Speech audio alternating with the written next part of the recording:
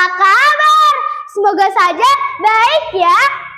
Kali ini saya akan menuturkan sebuah kisah legenda yang berjudul Oro Oro Kasongo. Cerita ini saya ambil dari buku kumpulan cerita rakyat Jawa Tengah, Kabupaten Blora, yang ditulis oleh Triwahyuni, Umi Farida, dan Desiari Presanti. Pagi itu ada seorang ksatria bernama Aji Saka bangun dari tidurnya. Dia adalah salah seorang ksatria yang baik hati dan sakti mandraguna. Aji Saka sering melakukan pengembaraan. Ketika melakukan pengembaraan, Aji Saka ditemani dua punggawa yang sangat setia yang bernama Dora dan Sembada.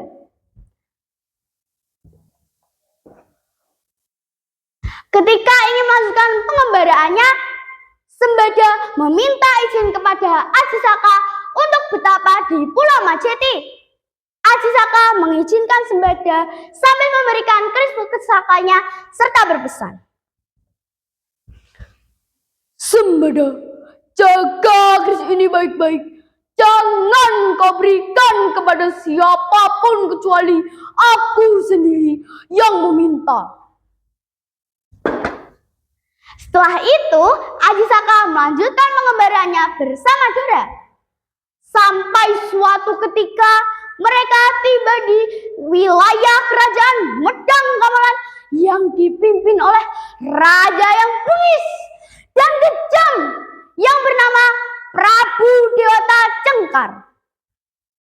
Di suatu hari ketika Aji Saka sedang olah kanuragan, tiba-tiba tubuhnya mengeluarkan cairan yang tanpa sengaja terpatuk oleh ayam betina yang mencari makan di sekitarnya. Tak petak petak petak, tak petak petak petak, tak petak petak petak petak. Tak lama kemudian ayam tersebut bertelur. Aji Saka mengambil telur itu lalu menemui Mbok Rodo serta berkata, "Mbok, rawat telur ini baik-baik sampai menetas. Ini bukan telur biasa." Baiklah Aji Saka, aku akan merawat baik-baik telur ini dan menjaga sesuai pesanmu. Karena Aji Saka selalu berbuat baik, membuat Prabu Dewata Cengkar murka. "Siapa Aji Saka itu? Berani-beraninya dia tinggal di wilayahku dan membuat perubahan tanpa izin." Mendengar dia sangat dicintai oleh rakyat, mereka mulai membandingkan Baginda dengannya. "Hah? Tangkap dan bawa kemari.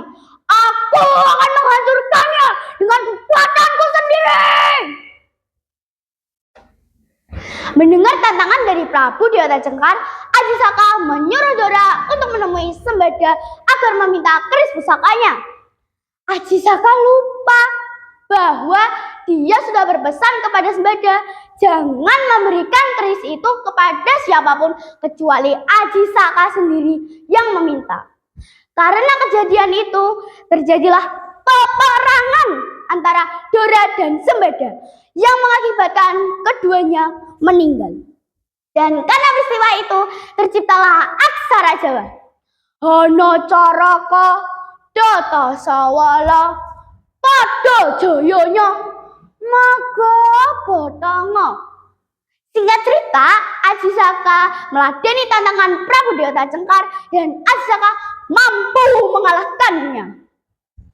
Lalu Aji Saka diangkat menjadi raja di Medang Gamelan menggantikan Prabu Dewata Cengkar. Di tempat yang berbeda, Mbok Rondo sangat kaget sampai menggigil ketakutan karena telur yang dijaganya berubah menjadi naga yang sangat besar. Mbok Rondo semakin ketakutan karena tahu bahwa sang naga cara.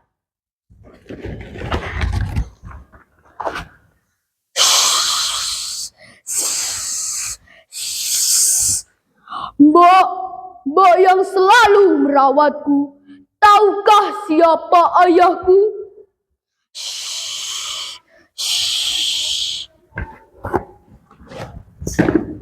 Mendengar itu, Mbak Rondo menyuruh sang naga agar menemui Ajisaka. Sang naga akhirnya bertemu dengan Ajisaka dan Ajisaka menamainya Naga Linglung dan akan mengakui bahwa Naga Linglung adalah anaknya.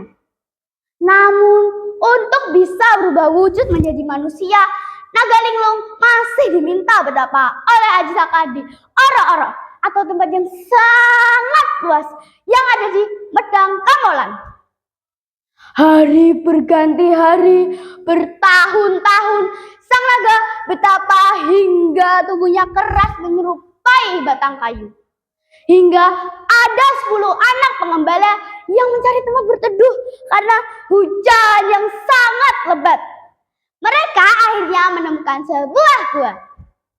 Namun ada salah satu anak yang tidak diizinkan oleh teman-temannya ikut berteduh dalam gua karena umumnya penyakit kulit yang membuat teman-temannya jijik. Dengan sedih, anak itu duduk di atas kayu dan kehujanan. Anak itu menangis sambil mematuk-matukkan parang yang dibawanya.